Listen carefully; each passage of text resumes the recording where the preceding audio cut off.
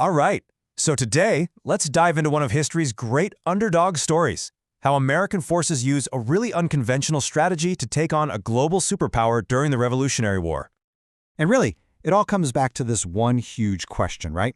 A question that's shaped conflicts forever. How on earth can the few possibly defeat the many? Okay, so to get why the American strategy was so brilliant, you first have to realize just how impossible their situation looked. I mean, this wasn't just any fight. It seemed like an absolutely impossible one against a global superpower. So let's just picture this for a second. On one side, you've got the British Empire. We're talking the best trained army in the world, with basically unlimited resources.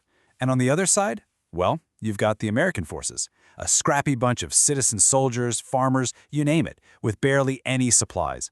I mean, the odds were just completely stacked against them. So what do? How do you possibly win a fight you're just not supposed to win? Well, you don't play their game. You rewrite the rule book. And for the Americans, the answer was something totally unconventional: guerrilla warfare. You know, guerrilla warfare just turns traditional fighting completely on its head. It's not about these big, glorious battles out in an open field. Nope. It's all about a smaller, faster group using surprise, using their mobility to chip away at a bigger, slower enemy. The idea isn't to land one knockout punch. It's more like death by 1,000 paper cuts. Now, you might think this sounds like just a bunch of random, chaotic attacks, but it wasn't. Not at all. There was a real plan here, a playbook for victory, and it was all built on 3 simple but super powerful commands. So, what was this playbook? It was simple, really. 3 words: strike, harass, and wear down. Let's break down what each of these actually meant out there in the field. Okay, first up, from the legendary Francis Marion, we get this command: strike suddenly.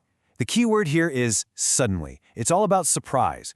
This meant you never, ever got into a long, drawn-out fight. Instead, American fighters would just appear out of nowhere, hit a supply line, maybe an isolated group of soldiers, and then, poof, they'd melt back into the woods before the main British army even knew what hit them. Next, we've got the second command, and this one comes straight from the top, from George Washington himself: harass the enemy. This was pure psychological warfare. Think about it. The goal was to make sure the British never felt safe, never got a moment's rest. With constant little attacks, ambushes, the Americans made sure the enemy was always looking over their shoulder, always on edge. It just completely wears down your morale. And all of that, the striking, the harassing, it all builds up to the final piece of the puzzle, the long game, summed up perfectly by Nathaniel Greene: wear them down. This is the strategy of attrition. Look, the Americans knew they probably couldn't win one single massive battle to end the war, but what they could do was make the whole thing so expensive, so exhausting, and so frustrating for the British that eventually they just break their will to keep fighting. Okay, so that's the plan. Strike, harass, wear them down. Sounds good on paper, right? But did it actually work? Well, let's look at the impact, because this is where you really see how these tactics started to pull apart a whole empire. And the result? It was so simple, but so incredibly effective. The British just couldn't control the land. Yeah, sure, they could take over big cities, but the countryside? Forget it. They could never really pacify it. Every single road, every forest could be hiding in ambush. So their control was really just an illusion. The second their army marched on, the rebellion would just pop right back up behind them. And that really leaves us with a fascinating question to chew on, doesn't it?